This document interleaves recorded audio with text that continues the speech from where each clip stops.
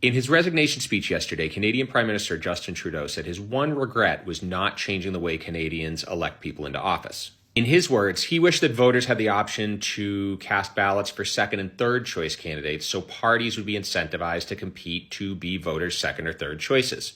He said this would motivate candidates to look for things voters have in common rather than looking to divide Canadians and turn them against each other.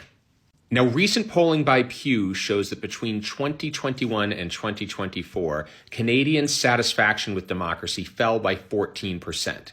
Over the same period in the US, that number fell by 10%. But that's not necessarily good news for us stateside, because while Canadians still have a majority of people who are satisfied with democracy there, in the United States, only a third are. So how would ranked choice voting fix this? Now, under the system of elections used here in the United States and in Canada, once a voter votes for a candidate, they are effectively out of reach to all other candidates and parties. This means there's no incentive for any other parties or candidates to try to appeal to them. Now, this incentivizes candidates to energize their base, typically through fear-mongering and division, because that is the easiest way to win elections. And you see this in the dialogue today. Both Republicans and Democrats say that the other side is a threat to democracy. Now, ranked choice voting fixes this by giving politicians an incentive to campaign for voters who might not ordinarily vote for them.